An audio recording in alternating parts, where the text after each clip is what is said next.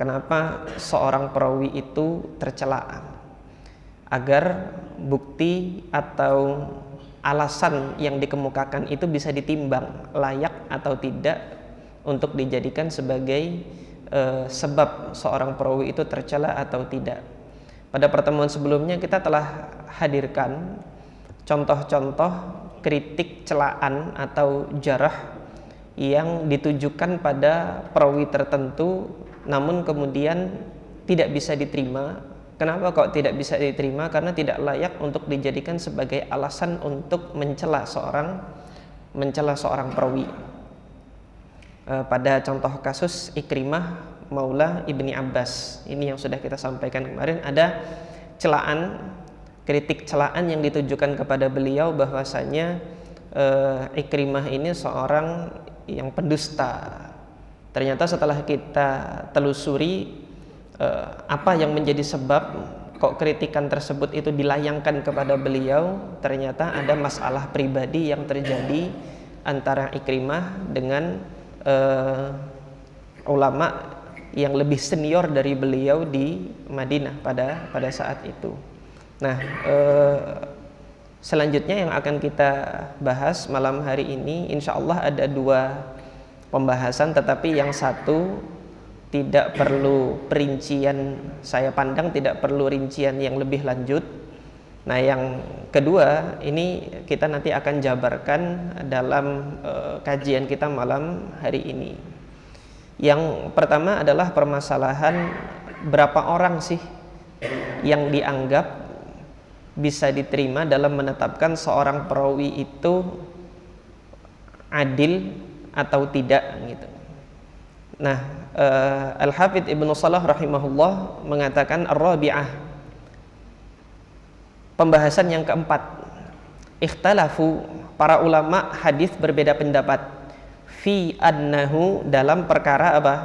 Hal yathbutul jarh wa ta'dilu biqaulin wahidin, apakah suatu kritik celaan ataupun pujian itu bisa ditetapkan hanya dengan satu pendapat dari seorang kritikus saja, aula budda min itsnaini, atau harus minimal 2 orang yang memberikan kritikan baru kemudian kritik tersebut diterima, baik itu jarah maupun ta'dil, baik itu celaan maupun itu pujian.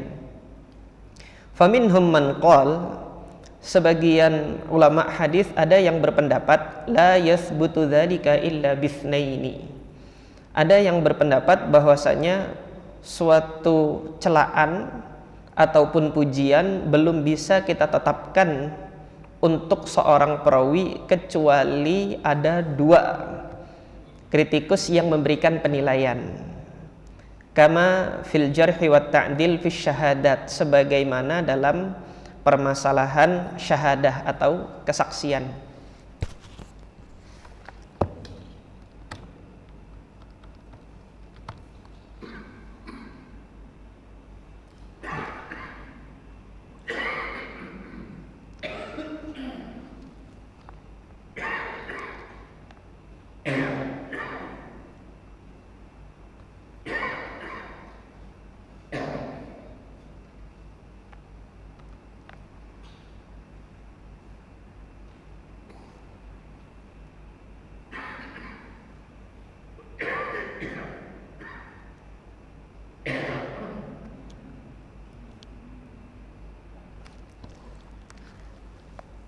Itu pendapat yang pertama tadi ya. Jadi harus 2 orang yang memberikan penilaian.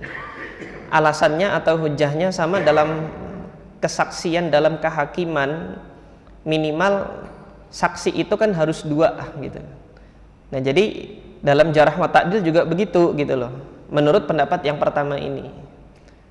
Jadi harus ada 2 orang yang bersaksi bahwasanya fulan atau perawi tersebut itu layak diterima riwayatnya.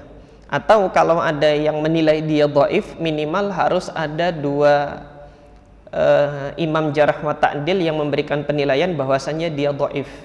Kalau satu saja nanti yang menilai dhaif itu belum diterima. Ini pendapat yang pertama.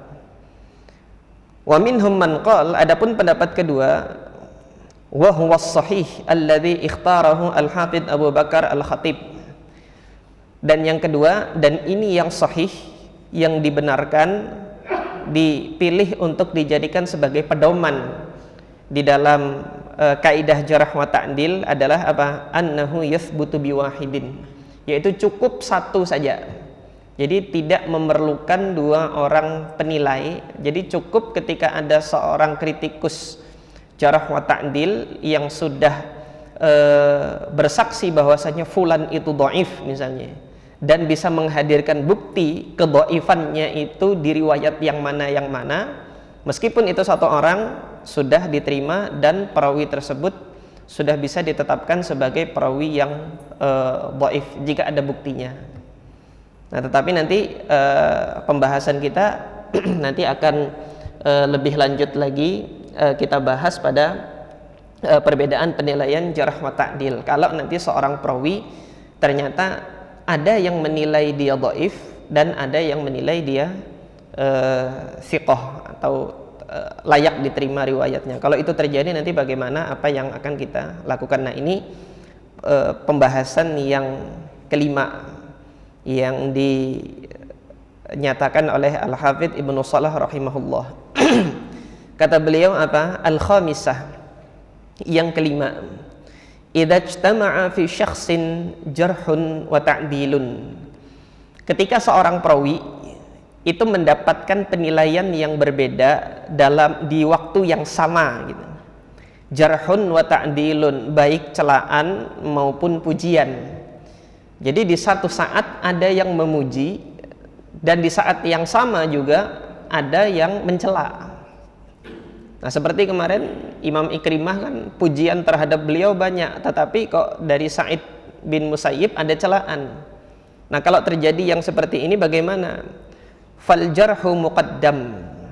Maka kaidah yang ditetapkan di sini adalah yang lebih didahulukan untuk diterima adalah celaan terlebih dahulu. Kalau celaan ini sudah terbukti. Nah, untuk kasus Imam Ikrimah kemarin kan celaan nggak terbukti. Ketika beliau dikatakan dusta, nggak terbukti dustanya itu di mana. Maka jarahnya nggak diterima. Tetapi ketika jarah atau celaan itu sudah terbukti gitu kan, maka celaan yang sudah terbukti itu lebih dikedepankan daripada ta'dil. Alasannya apa? Li'annal mu'addil yukhbiru amma dhahara min halihi. Karena seorang mu'addil, yaitu seorang kritikus yang memberikan penilaian thiqah, itu hanya melihat apa yang nampak dari seorang perawi. Perawi ini nampak riwayat-riwayatnya bagus, riwayat-riwayatnya baik, berkesesuaian dengan riwayat-riwayat para thiqat yang lain, maka sudah berarti dia thiqah gitu kan. Sementara al-jarih yang dia mencela, wal jarih yukhbiru an batinin khafiya 'alal mu'addil. Seorang yang memberikan kritikan celaan itu memberikan kabar tentang sesuatu yang batin, yang tersembunyi, khafiya 'alal mu'addil, yang mana kritikus yang memberikan penilaian ta'dil tadi tidak mengetahuinya.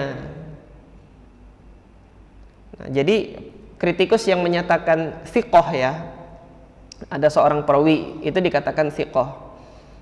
Ini karena mu'addil tadi yang memberikan penilaian thiqah itu melihat secara keseluruhan riwayat-riwayatnya bagus kok. Dia tidak mendapati riwayat yang dhaif. Kemudian ada satu kritikus setelah melakukan penelusuran, oh ini ada nih dhaif dan tersalah di sini nih, gitu loh.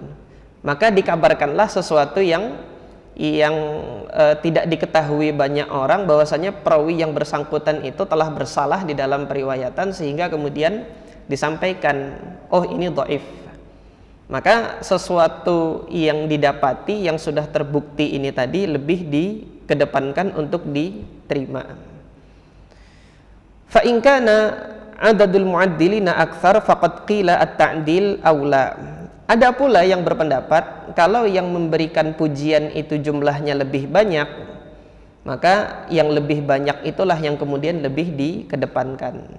Tetapi pandangan ini oleh Al-Hafidz Ibnu Shalah rahimahullah ditepis. Beliau lebih menyatakan pendapat yang diterima itu adalah yang lebih mengedepankan jarh. Was-sahih, kata beliau, walladzi alaihil jumhur, dan yang dipegang oleh mayoritas para ulama hadis, annal jarha aula, bahwasanya kritik celaan atau jarh itu lebih diterima kalau sudah terbukti atas mereka yang memberikan pujian-pujian.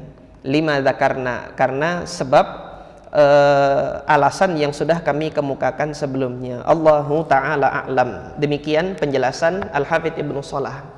Akan tetapi jemaah sekalian yang dirahmati oleh Allah, kaidah yang disampaikan oleh para ulama hadis tentang al-jarhu muqaddam ala ta'dil ini tidak mutlak bisa diterapkan pada setiap kasus. Ini adalah hukum asal. Ini adalah hukum asal. Dalam penerapannya ada rambu-rambu yang harus diperhatikan. Nah, rambu-rambu apakah yang harus diperhatikan? Malam hari ini akan kita lihat dalam penjelasan slide ini, yaitu ketika terjadi perbedaan penilaian jarh wa ta'dil oleh para kritikus hadis. Nah, ini tadi sebagai pendahuluan tadi kan sudah saya sampaikan. Nah, di antara rambu-rambu atau hal-hal yang perlu diperhatikan ketika kita mendapati ada perbedaan penilaian jarh wa ta'dil, yaitu di mana satu imam memberikan celaan dan imam yang lain memberikan pujian, mana yang harus diterima. Yang perlu kita perhatikan pertama adalah karakter penilaian para kritikus rijal. Jadi karakter penilaian ini para ulama rijal itu menyebutnya dengan manahiju al-mu'addilin wal mujarrihin. Jadi dalam memberikan penilaian itu mereka ketat, keras, atau kemudian proporsional, tengah-tengah, atau kemudian cenderung mudah memberikan. Mereka yang keras, ketat dalam memberikan penilaian dinamakan kelompok mutasyaddidun, yaitu kelompok para kritikus rijal yang dia ketat, mutasyaddid. Jadi karakter mereka itu ketika memberikan penilaian ketat, kalau memberikan celaan itu mudah.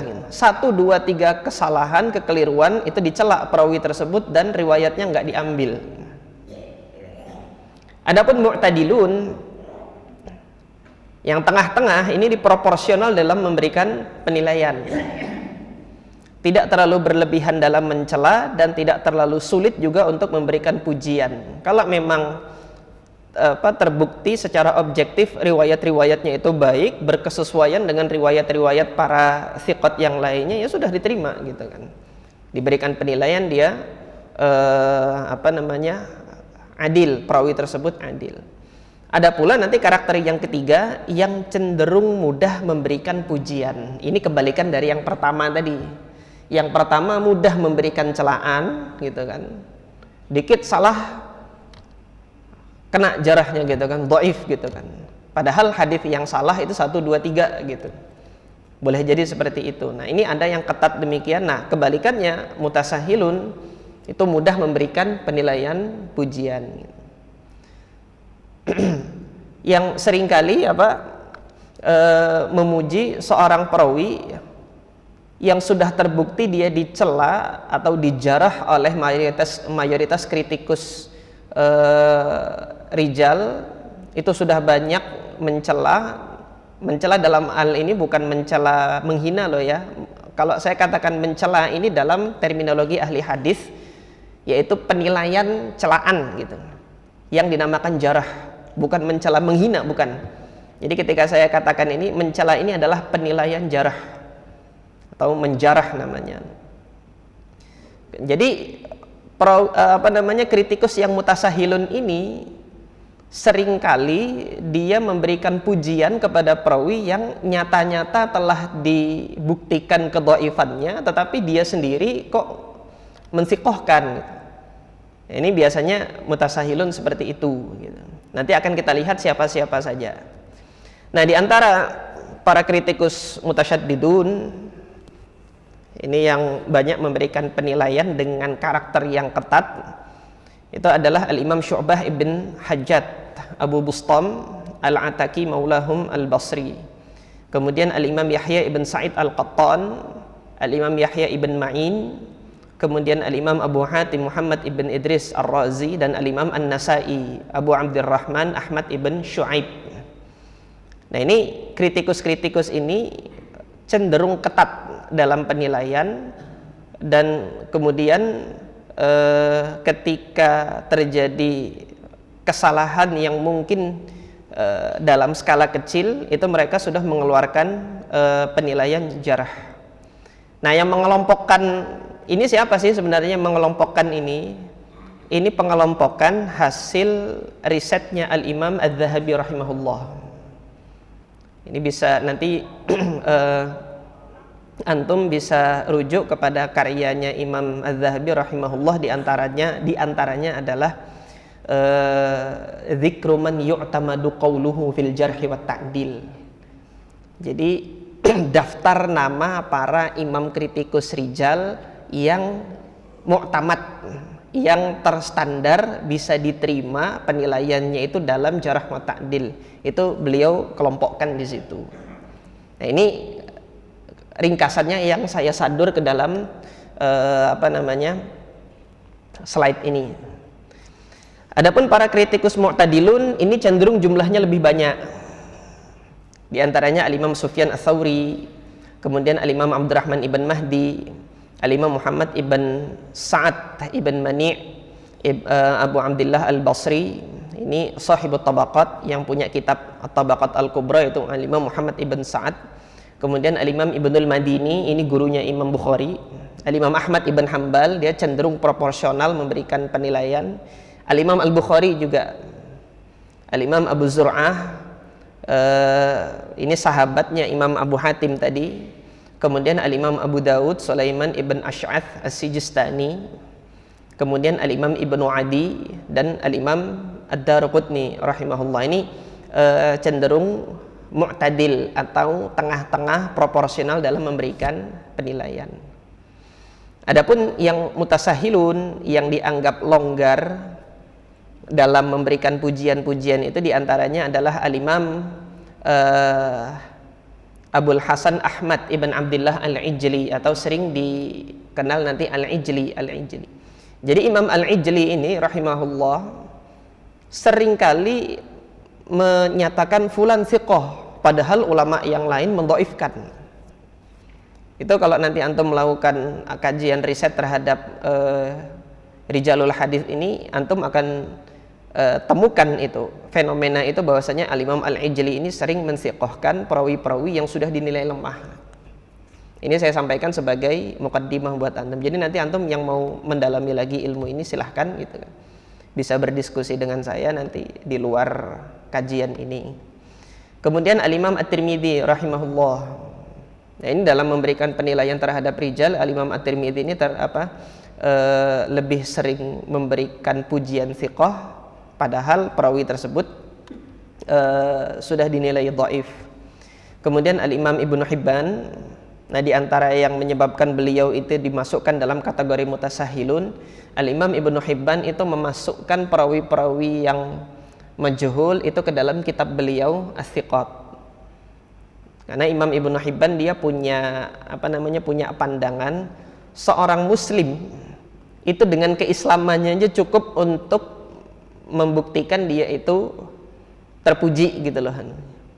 Selama belum ada yang mencela, maka dia adalah thiqah gitu loh. Itu dia punya pandangan demikian.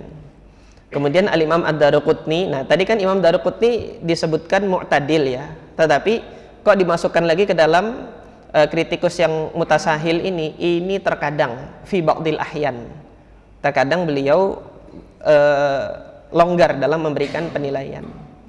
Kemudian Al-Imam Al-Hakim An-Naisaburi dan Al-Imam Abu Bakar Al-Baihaqi, ini para kritikus yang mutasahilun. Adapun istilah-istilah nanti yang sering digunakan untuk memberikan pujian, ini saya kasih kategorinya A, atau pujian yang sifatnya tinggi, yang mana perawi-perawi ini kalau dia mendapatkan pujian dengan istilah-istilah ini, itu hadis-hadisnya pada umumnya adalah hadis yang sahih. Jadi kalau perawi dikatakan thiqah, kemudian dikatakan hafidh, dikatakan mutqin, dikatakan sabtun, atau dikatakan kabirul qadri, amirul mu'minin fil hadis, ini pujian-pujian. Amirul mu'minin kan pemimpinnya dalam hal hadis, dia pemimpinnya gitu kan. Adlun atau jabalul hifdzi, gunung hafalan, imam, hujjah, asbatun nas, orang yang paling sabat gitu kan, orang yang paling kuat hafalannya, jalil. Ini istilah-istilah untuk memberikan pujian yang sering. Nah, kemudian ada istilah-istilah pujian yang tingkatannya itu di bawah yang grade A tadi. Ini yang grade B. Yang mana perawi-perawi nanti kalau mendapatkan pujian dengan istilah-istilah ini, itu cenderung hadisnya hasan nanti. Soduq, la ba'sa bihi, laisa bihi ba'sun, maqbul, syaikh. Kalau hari ini kan dikatakan syekh itu berarti berilmu. Nah, kalau dalam istilah ahli hadis, syekh itu hadisnya masih tengah-tengah gitu kan, belum tinggi dia. Salihul hadis, yuktabu hadithuhu, ya hadisnya diterima untuk ditulis gitu. Ditulis untuk apa? Sebagai pembanding. Tetapi kalau dia sendiri untuk sebagai hujjah belum kuat gitu kan. Mahalluhu as-sidq. Jadi dia kisarannya itu di kisaran soduk, atau hadis-hadisnya itu hasanul hadis. Jadi bukan dikatakan sahihul hadis, tapi hasanul hadis. Suwailih ini lebih rendah lagi daripada soleh. Soleh kan tinggi, salihul hadis itu masih hasan hadisnya. Kalau suwailih, solehnya itu dikit aja gitu loh.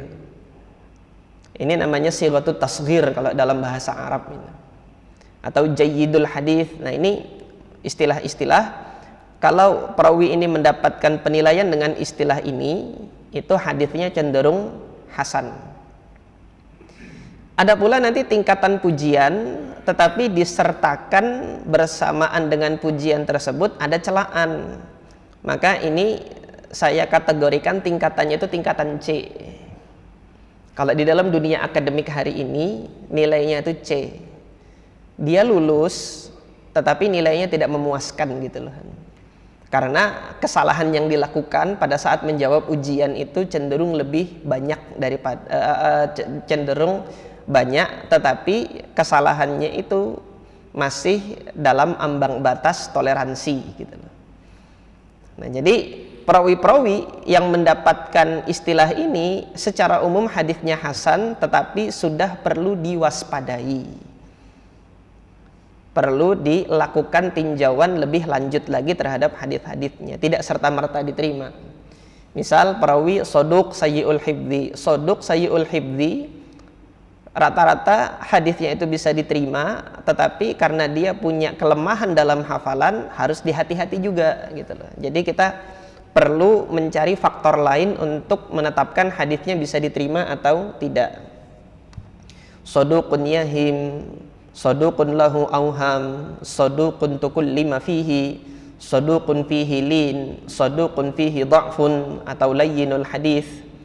Atau nanti saduqun lakinnahu mubtadi', saduq tapi ada kebid'ahannya, seperti kebid'ahan rumiya bit tasyayyu', dia terindikasi punya kebid'ahan Syiah. Saduqun rumiya bil irja', dia saduq tapi terindikasi memiliki kebid'ahan irja. Kebid'ahan irja itu ya bid'ah murji'ah. Bid'ah murji'ah itu apa? Rojaknya lebih besar daripada khaufnya gitu. Nggak apa-apa, masih ada kok keimanannya. Nggak apa-apa ngucapin selamat Natal, kan dia masih beriman dalam hatinya gitu. Itu irja, itu yang kayak gitu tuh murji'ah yang kayak gitu. Nggak apa-apa ikutan Natal kayak gitu. Itu buah dari bid'ah irja yang seperti itu. Masih berharap kepada Allah Subhanahu wa taala, padahal itu suatu perkara dosa gitu loh. Itu bid'ah irja. Kemudian saduqun rumiya bin nasb, atau bid'ah nasibi, ini bid'ah yang mencela ahlul bait. Ahlu sunnah itu sikapnya terhadap ahlul bait tengah-tengah. mencintai mereka. Namun ketika ahlul bait itu ada yang tidak benar, katakan tidak benar. Nah, yang Syiah itu kan hulu dalam mencintai ahlul bait, berlebih-lebihan dalam mencintai ahlul bait. Nah, bid'ah Nasibi itu lawannya bid'ah Syiah, mencela, menghardik, menghina habis-habisan ahlul bait, itu bid'ah Nasibi. Nah, ini banyak di Damaskus, di wilayah Syam pada saat itu, karena pembencinya Ali bin Abi Thalib itu berada di Syam. Nah, jadi perawi-perawi yang berada di Syam itu banyak yang terindikasi memiliki bid'ah Nasibi ini. Kemudian Saduqun rumiya bil qadar, dia memiliki kebid'ahan qadariyah. Ini kebanyakan perawi-perawinya nanti berada di Basrah, yang menyatakan takdir Allah itu nggak ada, gitu kan. Kemudian Saduqun rumiya bir rafdi. Rafdi ini tingkatan lebih tinggi lagi daripada bid'ah Syiah, sudah sampai kepada tingkatan mengkafirkan para sahabat, bid'atul rafd. Kemudian Saduqun rumiya bi ra'yil khawarij, ada Saduq kemudian terindikasi memiliki bid'ah khawarij. Nah, ini macam-macam bid'ah yang para perawi hadis itu ada sebagian terindikasi memiliki kebid'ahan itu. Nanti pembahasannya ada sendiri, disendirikan oleh Al-Hafidz Ibnu Shalah, sikap ahlul ilm atau para ulama terhadap perawi-perawi yang terindikasi memiliki kebid'ahan itu bagaimana, riwayatnya itu diterimakah atau tidak, ada pembahasan sendiri nanti insyaallah. Tapi ini pada kesempatan ini saya sampaikan istilah-istilah yang sering digunakan. Nah, kemudian kalau sudah sampai pada tingkatan ini tingkatan sudah masuk kepada celaan. Ini jarah di sini. Tadi yang A, B, C, tadi kan tingkatan A, tingkatan B, tingkatan C, itu takdil, pujian semua itu. Ada yang pujian saja, terus kemudian pujian grade-nya di bawah lagi, ada yang pujian kemudian disertai dengan celaan. Nah, sekarang sudah masuk D, ini celaan, nggak ada pujian sama sekali, dicelak sudah nih. Jadi kalau perawi sudah dikatakan dhaif, dhaiful hadis, fihi dha'fun, laisa biqawi, tidak kuat, laisa bithiqah, tidak thiqah dia itu. Nah, ini istilah-istilah yang digunakan. Nah, tapi kalau terdapat penguat nanti gitu kan, hadis-hadisnya perawi yang pada tingkatan ini itu masih bisa diangkat ke derajat hasan. Ini yang sudah kita pelajari kemarin, jenis hasannya adalah hasan li ghairihi. Jadi perawinya itu berada pada tingkatan ini. Nah, nanti ketika perawi berada pada tingkatan yang terakhir, yang paling lemah banget, ini hadisnya kelemahannya udah parah. Dia nggak bisa diangkat ke derajat yang lebih tinggi lagi. Nah, yang paling parah celaannya itu adalah kadzdzab, pendusta, udah terbukti dusta dia. Wadda, pemalsu hadis, wadda itu. Yad'ul hadis, terbukti sekali dia memalsukan hadis.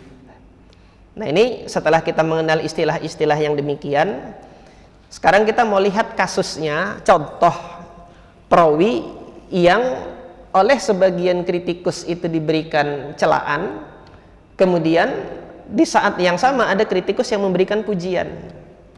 Ini contohnya saya sampaikan, Syarik Ibn Abdillah Ibn Abi Syarik An-Nakhai Abu Abdillah Al-Kufi Al-Qadi, yang mana tabaqat beliau itu masuk ke wusta min atba'it tabi'in, atau generasi ketiga. Generasi awal kan sahabat, kemudian tabi'in, kemudian atba' tabi'in. Di mana beliau bermukim? Beliau bermukim itu di kota Wasit, kemudian pindah ke kota Kufah. Ini kita dapati informasinya itu di dalam referensi kitab Rijal. Nah, nanti di dalam ketika kita melihat bagaimana sih penilaiannya para ulama jarah wa ta'dil terhadap Syarik bin Abdillah, itu secara umum kita dapati ada perbedaan. Ada yang mensiqahkan beliau, ada yang kemudian mendhaifkan beliau. Maka langkah yang kita lakukan adalah kita kelompokkan terlebih dahulu para kritikus rijal tadi berdasarkan karakter penilaian mereka masing-masing. Kita kelompokkan yang mutasyaddid nanti memberikan nilai apa, yang mu'tadil memberikan nilai apa, kemudian yang mutasahil memberikan nilai apa. Maka kita lihat kritikus-kritikus yang mutasyaddid ternyata beragam penilaian mereka ini. Yahya ibn Sa'id al-Qattan itu kan tadi termasuk kritikus yang mutasyaddid kan. Beliau memberikan celaan mazala mukhlitan. Jadi ada ikhtilat, ketercampuran riwayatnya itu, riwayatnya Syarik bin Abdullah. Yang mana ini masuk dalam penilaian kategori D tadi, grade-nya D tadi. Dia celaan, tetapi bukan celaan yang parah. Nah, kemudian ada kritikus rijal yaitu Ibrahim bin Ya'qub al-Juzajani. Jadi Ibrahim bin Ya'qub al-Juzajani ini khusus terhadap perawi-perawi Kufah, penilaiannya itu adalah mutasyaddid. Beliau itu tasyaddud, keras terhadap perawi-perawi yang ada di Kufah. Entah ini kenapa kok beliau ini lebih cenderung keras terhadap perawi-perawi di Kufah. Nanti bisa dilakukan studi lebih lanjut bagi antum yang memang dirasahnya atau studinya itu di hadis. Kalau mau lebih mendalami lagi silahkan lakukan studi terhadap penilaiannya Ibrahim bin Ya'qub al-Juzajani. Nah, maka kita lihat ketika Ibrahim bin Ya'qub ini memberikan penilaian Syarik sayyi'ul hifdzi. Syarik itu sayyi'ul hifdzi. Ini kan penilaian masih D ini tadi. Grade-nya masih D. Ditambah lagi sama beliau muttaribul hadis. Enggak cukup satu celaan, tambah lagi celaan lain, muttaribul hadis. Hadisnya itu goncang, enggak stabil. Kadang begini, kadang begitu. Mail ini melenceng. Maka di sini saya masukkan kategorinya itu E. Dia memberikan celaan yang keras terhadap siapa?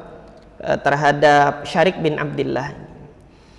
Adapun kemudian Imam Yahya bin Ma'in yang masuk dalam kategori mutasyaddid, ternyata ketika memberikan penilaian, beliau tidak mencela dengan celaan yang mutlak, tetapi masih memberikan pujian gitu kan. Syarik thiqah illa annahu la yutqin.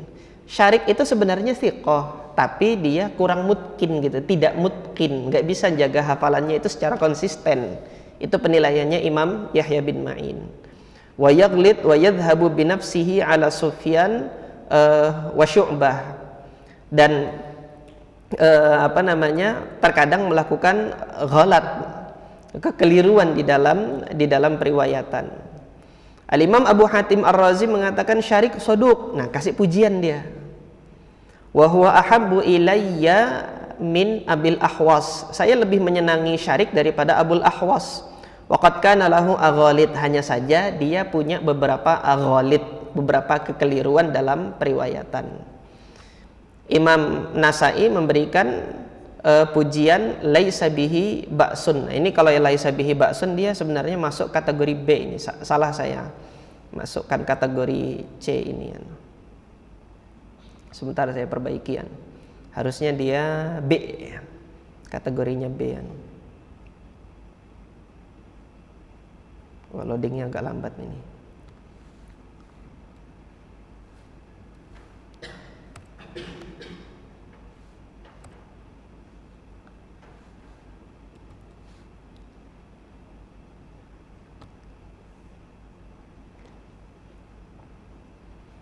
Laisa bihi ba'sun B. Nah, kalau kita rekap, kita melakukan rekapitulasi ya, artinya rangkuman terhadap penilaiannya para kritikus mutasyaddid. Kok lambat nih, baliknya lambat.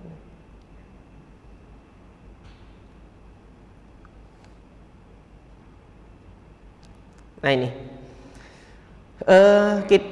dari kritikus yang mutasyaddid ini ada 3 perawi yang memberikan pujian. Tadi karena Imam Nasai tadi memberikan pujian B, berarti ada 1 yang memberikan pujian B, dan kemudian ada 2 orang kritikus yang memberikan pujian dengan tingkatan C. Sementara masing-masing ada yang memberi celaan D, yaitu Al-Imam Abu Zur'ah tadi memberikan Al-Imam Abu Hatim, seingat saya Abu Hatim tadi itu memberikan penilaian D, dan kemudian Ibrahim Al-Juzajani memberikan penilaian E tadi. Jadi dari 5 kritikus mutasyaddid ternyata lebih banyak yang memberikan pujian daripada yang memberikan celaan, gitu loh. Ini singkatnya dari kritikus mutasyaddid seperti ini. Adapun dari kritikus yang mu'tadil lebih banyak lagi memberikan penilaian pujian, gitu kan. Imam Ahmad bin Hambal memberikan pujian, kategorinya itu B. Kemudian Al-Imam Abdurrahman bin Mahdi memberikan pujian, kategorinya itu B. Hanya satu orang, ya Imam Abu Zur'ah saja tadi yang memberikan penilaian E gitu, pada siapa? Syarik bin Abdillah An-Nakhai. Nah, sebagai rekapannya bisa kita lihat di sini, dari 5 perawi yang mu'tadil yang memberikan penilaian proporsional, lagi-lagi lebih banyak yang memberikan pujian daripada yang memberikan celaan.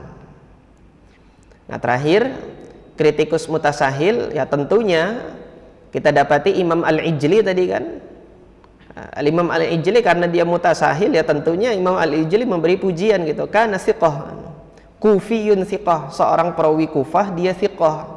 Wa kana hasanul hadis, hadisnya hasan gitu. Tapi dia berikan pujian thiqah. Maka grade atau kodenya itu yang saya berikan A tadi sini. Nah, Imam Ibnu Hibban rahimahullah, beliau di sini justru menunjukkan penilaian yang lebih proporsional. Jadi Imam Ibnu Hibban di sini memberikan informasi tambahan, waliyal qada'a biwasit. Syarik ini mengemban amanat sebagai qadhi di kota Wasit sanata khamsin wa khamsina wa mi'ah, tahun 155 Hijriyah. Summa waliyah al-Kufah, baru kemudian beliau mengemban amanat untuk menjadi qadhi di Kufah. Artinya sebelumnya jadi qadhi di Wasit, baru kemudian menjadi qadhi di Kufah. Ba'du mata biha, dan kemudian wafat di Kufah. Sanata sab'in au thamanin wa thamanin, sekitar tahun 87 atau 88 atau 187 atau 188 wafatnya di situ. Wa kana fi akhiri amrihi yukhti'u fima rawa. Nah, pada akhir masa hidupnya banyak melakukan kekeliruan gitu kan. Taghayyara alaihi hifdzuhu, berubah hafalannya itu di akhir fase hidupnya itu. Maka Imam Ibnu Hibban memberikan keterangan informasi di sini, fasama'ul mutaqaddimina minhu laisa fihi takhlid. Perawi-perawi atau murid-muridnya murid-muridnya Syarik bin Abdillah An-Nakhai itu kalau meriwayatkannya di awal-awal masanya Syarik bin Abdillah, maka tidak ada takhlid, tidak ada kelemahan ketercampuran riwayat di situ. Wasama'ul mutaakhirina minhu bil Kufah, tapi kalau ada yang meriwayatkan dari Syarik ini dari murid-muridnya yang pada periode akhir, yaitu ketika meriwayatkan di Kufah gitu kan, fihi auhamun katsirah, disitulah banyak terjadi kesalahan periwayatan. Jadi dari keterangannya Al-Imam Ibnu Hibban rahimahullah ini, kita bisa menetapkan titik temu antara kritikus yang memberikan celaan dan kritikus yang memberikan pujian. Di mana kita bisa menetapkan titik temunya itu? Artinya kritikus-kritikus yang memberikan pujian itu didasarkan pada riwayat-riwayatnya Syarik bin Abdillah An-Nakhai pada periode awal beliau menyampaikan hadis, yaitu ketika beliau menjadi qadhi di Wasit, di kota Wasit. Setelah beliau itu pindah ke Kufah menjadi qadhi di Kufah, disitulah terjadi perubahan kualitas hafalannya, sehingga riwayat-riwayatnya itu banyak yang tercampur dan akhirnya riwayat-riwayat tersebut menyelisihi riwayat-riwayat para thiqat. Nah, maka kalau yang meriwayatkan dari Syarik ini adalah orang Kufah gitu kan, maka periwayatannya itu di akhir fase hidupnya, sehingga nanti berdasarkan keterangannya Al-Imam Ibnu Hibban rahimahullah di sini, untuk Syarik bin Abdillah An-Nakhai ini kita tidak bisa menetapkan bahwasanya Syarik ini terpuji secara mutlak ataupun kemudian dia dhaif secara mutlak, nggak bisa. Dia terpuji atau adlun, dia soduk gitu kan, untuk riwayat-riwayatnya yang disampaikan di kota Wasit, sementara untuk riwayat-riwayatnya yang disampaikan di kota Kufah itu ada kelemahan di situ. Nah, terakhir kita lihat rekapan yang terakhir gitu kan. Ini rekap secara keseluruhan, angka-angkanya bisa antum lihat di sini. Artinya ketika dilihat dari perawi yang mutasyaddid, ini jumlahnya ada 5 orang perawi yang mutasyaddid. Dari 5 orang perawi yang mutasyaddid ini lebih cenderung memberikan pujian, lebih banyak yang memberikan pujian daripada yang memberikan jarah atau celaan.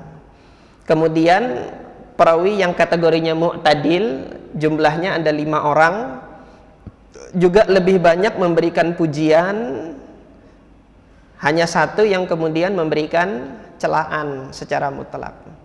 Perawi yang mutasahil, kritikus yang mutasahil ada 2 orang, masing-masing memberikan pujian.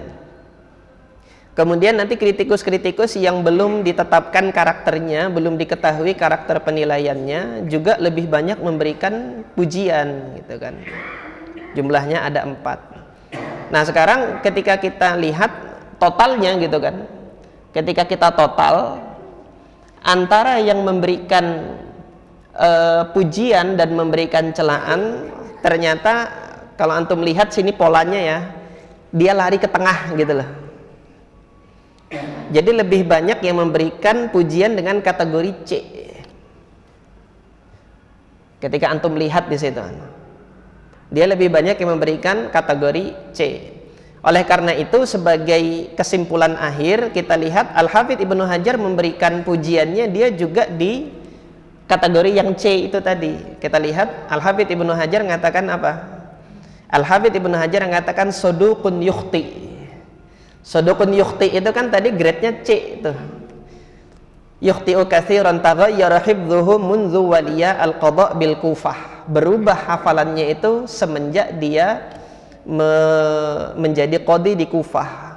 Wa kana 'adilan fadilan 'abidan. Dulu karena sebelum terjadi perubahan, Syarik ini adil, fadil, abid, ahli ibadah, syadidan ala ahli bidah. Justru kemudian keras terhadap ahli bid'ah dulu, sebelum terjadi perubahan periwayatan. Nah, jadi nanti penilaiannya Al-Hafidz Ibnu Hajar rahimahullah itu prosesnya seperti ini tadi. Jadi ditelusuri dulu para kritikus yang sebelumnya, baru kita lihat kesimpulannya Al-Hafidz Ibnu Hajar kenapa kok memberikan penilaian seperti ini gitu kan. Itu kita bisa lihat dari para pendahulunya Al-Hafidz Ibnu Hajar rahimahullah, juga kemudian perbandingannya terhadap riwayat-riwayatnya. Sebagai kesimpulan, maka Syarik bin Abdillah An-Nakhai ini dia adalah perawi yang soduk secara umum. Tapi gitu kan, yang perlu diwaspadai adalah kalau murid-murid yang meriwayatkan dari Syarik ini adalah orang-orang Kufah, berarti indikasinya adalah hadis ini disampaikan di Kufah.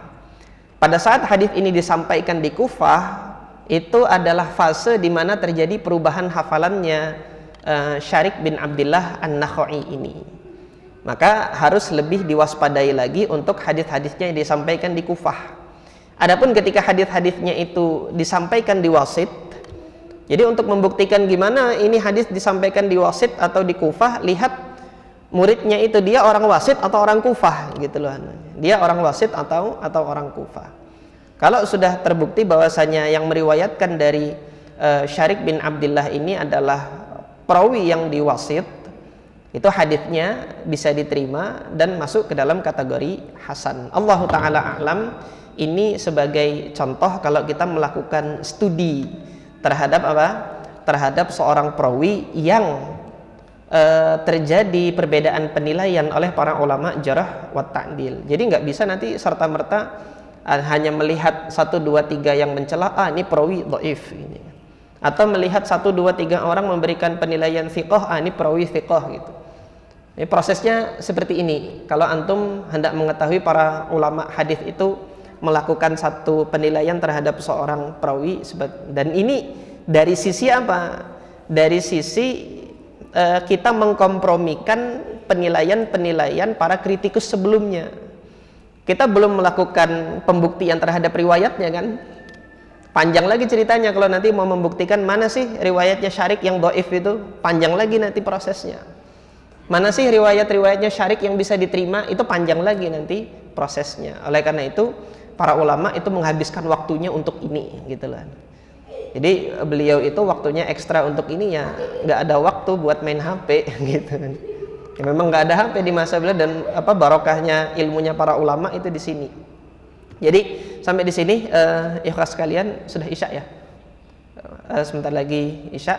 Sampai di sini kajian kita untuk malam hari ini berkenaan dengan perbedaan penilaian jarh wa ta'dil terhadap seorang perawi hadis. Apa yang harus kita lakukan? Di antara langkah-langkah yang kita lakukan adalah seperti ini tadi, melakukan riset dengan mengelompokkan terlebih dahulu penilaian itu berdasarkan karakter penilaian para ulama rijal, baru kita kemudian kompromikan dan mencari informasi sebanyak mungkin bisa dikompromikan atau tidak. Itu kalau tidak bisa dikompromikan baru kita melakukan tarjih, mana yang lebih dikedepankan, apakah mengedepankan jarah atau lebih mengedepankan ta'dil dengan alasan yang bisa dipertanggungjawabkan keilmiahannya itu. Ini yang bisa kita pelajari.